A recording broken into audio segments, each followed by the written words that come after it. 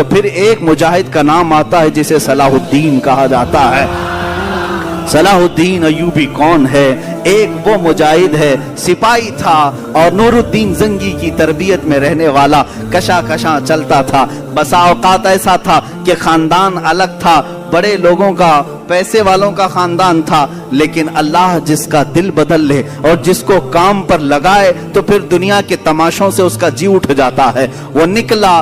یہ وہ زمانہ تھا جب عیسائیوں نے بیت المقدس پر قبضہ کر لیا تھا، مسلمانوں پر پابندی لگائی تھی، قتل عام کیا تھا، فلسطین کو خون سے نہلا دیا تھا۔ اس وقت یہ خبریں پھیلتی تھی۔ بغداد میں کسی اور کی خلافت تھی، مصر میں کسی اور کی تھی، شام میں، یمن میں، عراق میں الگ الگ خلفاء موجود تھے، لیکن بس یہی کہ سو رہے تھے یا اپنے حرم خانوں میں عورتوں کو رکھے ہوئے۔ بہت سارے الگ الگ اسلامی خلفاء میں بھی بعض عیاشیاں آئیں۔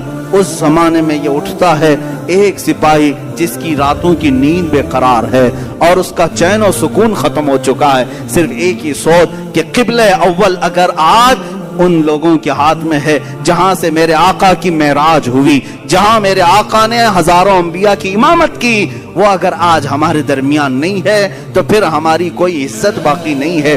یہ سوچ لے کر کے نکلا اور اس کے بعد مصر جب تشریف لائے، یہاں پر نور الدین زنگی کے انتقال کے بعد صلاح الدین ایوبی کو سپہ سالار بنایا گیا، مصر کا گورنر بنایا گیا۔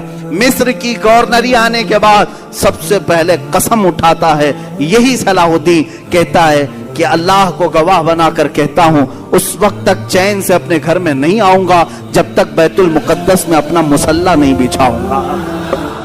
اتنا ہی نہیں، ایک جگہ سے گزرتے ہوئے ایک بڑائی کو دیکھا جو ممبر بنا رہا تھا اور پوچھا بہت خوبصورت ہے، میں خرید لوں؟ کہا لے لو۔ کہا اسی دن یہ نیت کر لیا کہ اس ممبر کو میں بیت المقدس میں ضرور لگاؤں گا، اور وہی ایک حوصلہ ہے، ایک عزم ہے۔ اور اس کے بعد نکلے، کتنی جنگیں ہوئی، کتنے مقابلے ہوئے، اللہ اکبر، کتنی راتیں یہ جنگلوں میں کاٹتے رہے، کتنے ان کے ساتھ ہیلے بہانے کیے گئے، اپنوں نے غداریاں کی، منافقین نے دھوکہ دیا، تقریباً زندگی پر 12 مرتبہ خونی حملے کیے گئے، سر پر وار کیے گئے، کندھے پر وار کیا گیا، لیکن جسے اللہ رکھے اسے کون چکھے؟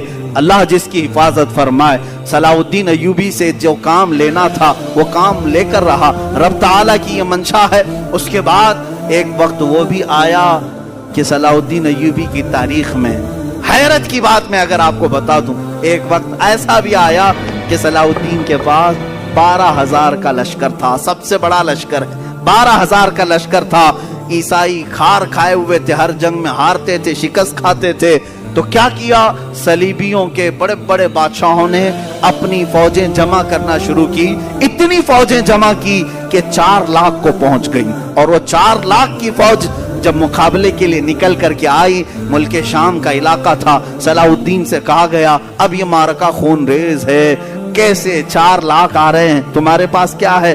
12,000۔ سب کو جمع کیا میدان میں، پوچھا صلاح الدین ایوبی نے کہ سنا ہے صلیبیوں نے، عیسائیوں نے 4 لاکھ کا مجمع جمع کر لیا ہے، یہ خونی جنگ ہو سکتی ہے، ہم 12,000 کی تعداد میں ہیں، چاروں جگہ سے اگر وہ حملہ آور ہو جائیں تو پھر ہم مٹھی بھر ہوتے ہیں، تمہارا کیا خیال ہے؟ ہم یہ چھوڑ کر چلے جائیں یا پھر میدان میں رہیں؟ فوجیوں نے جواب کیا دیا؟ وہ کہتے ہیں کہ ہم کسی ایرے غیرے کے سپاہی نہیں، ہم صلاح الدین کے سپاہی، اللہ کے شیروں کو آتی نہیں روباہی، آئینے جواں مردہ حق گوئی وہ بے باکی۔ اقبال نے سچ کہا تھا، اللہ کے شیر کبھی لومڑی بننا پسند نہیں کرتے، میدان جنگ میں اڑ جاتے ہیں۔ اس کے بعد ہوا یہی، تاریخ نے دیکھا صلاح الدین ایوبی کی 12,000 کا یہ لشکر میدان میں اترا، 4 لاکھ کی فوج کو انہوں نے 3 دن کے اندر اپنی سیاسی بصیرت سے ایسے ٹکڑوں میں تبدیل کیا کہ تقریباً 8 ٹکڑوں میں الگ الگ انہیں بانٹ دیا،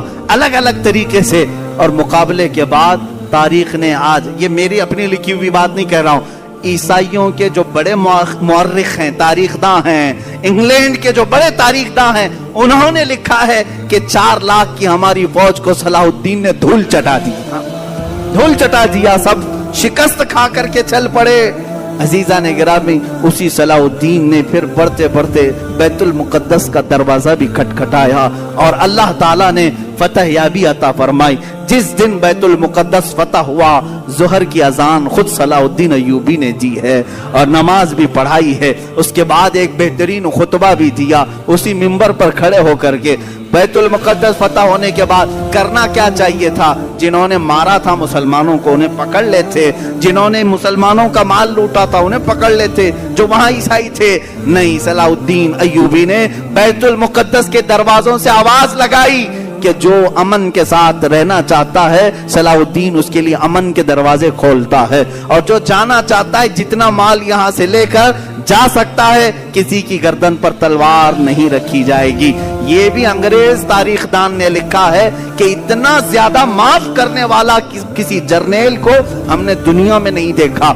और वो मुल्क नॉर्वे, जहां पर कट्टर लोग रहते हैं, नॉर्वे और डेनमार्क जैसे आज भी यूरोप की कंट्रीज हैं, आपको हैरत होगी, उन्होंने अपने मुल्की कानून के एतबार से सलाहुद्दीन डे मनाना शुरू किया। सलाहुद्दीन डे मना रहे हैं। अरे मियां, तुमको क्यों सलाहुद्दीन डे? वो कहते हैं कि हमने ऐसा सलाहुद्दीन देखा ही नहीं। ये अल्लाह ताला की तरफ से पैदा किया हुआ मुजाहिद आजम था।